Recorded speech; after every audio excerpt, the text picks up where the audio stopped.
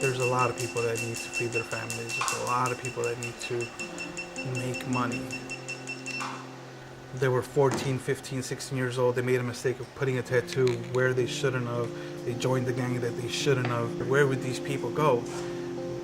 How long would those mistakes not just haunt them, but hold them back?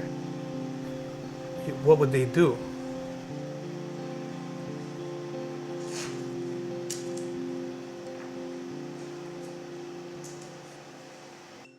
My name is Adrian Torres. I've been tattooing since about 1999. The removal part came in a few years ago. I'd say about 10 years ago, maybe 8 years ago. I had already met Pablo from Fuerza, and we were talking one day, and he thought that it would be cool to where we would actually get together and do something to where guys or girls that came in that have either tattoos on their face or anywhere on their body that was actually gang related, that were ready to come back into, like, I guess, a normal society. They couldn't get a job because of the tattoos on their face, so how are they going to come up with the money to take it off? Knowing prices, usually the tattoo removals would start anywhere from $200 to $400 per square inch. Now, in the neighborhood that we're in, it's pretty much low-income neighborhood. It would be impossible for them to actually get the tattoo removed if it's going to involve several sessions. It's going to go into the thousands of dollars. There was clinics and stuff like that that would provide the free removals, but they had to take pictures of the tattoos. They had to catalog them with the FBI. They had to, like, pretty much take your fingerprints and let them know that this is the tattoo. So that, like, automatically is like, why do they want all that info, you know? If it's gang related, it starts at $20. If it's not gang related, it starts at $50. And that's what you charge? Mm-hmm.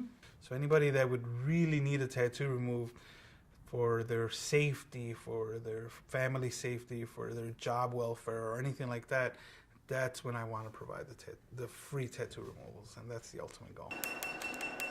These teardrops are going to come off relatively quick, maybe by the second treatment. This one's going to need a couple more treatments because the skin is decent. Yeah, and I got it done with staplers. There's a lot of different ways. There's, instead of using needles, they use fish bones.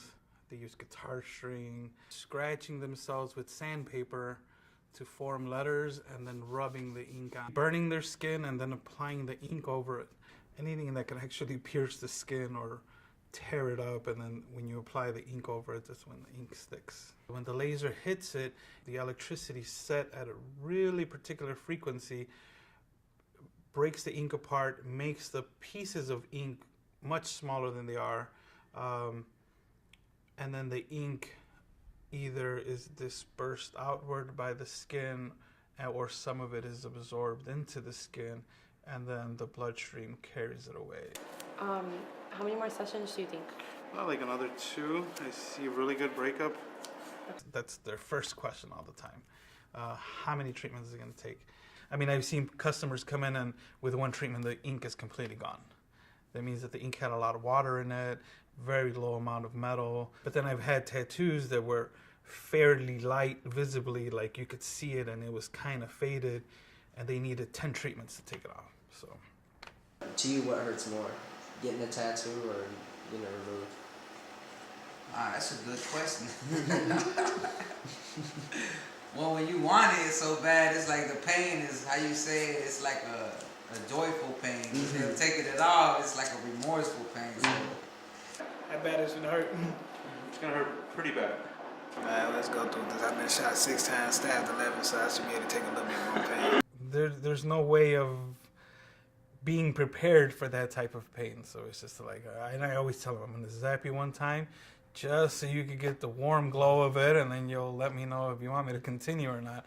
So I zap them, and this is just like the initial shock of it, and then they're like, all right, it doesn't hurt that bad, so you can keep going. And then I keep going, and about 10 seconds later, all right, wait. So, all right, keep going. They go live. I want my son doing the same thing, you know? I got you. This is many years ago, though. Yeah, they're a long time ago, man. Yeah. You don't even have to say anything. Most of the time, they'll tell you why they're getting it removed, what was going on, how old they were, why.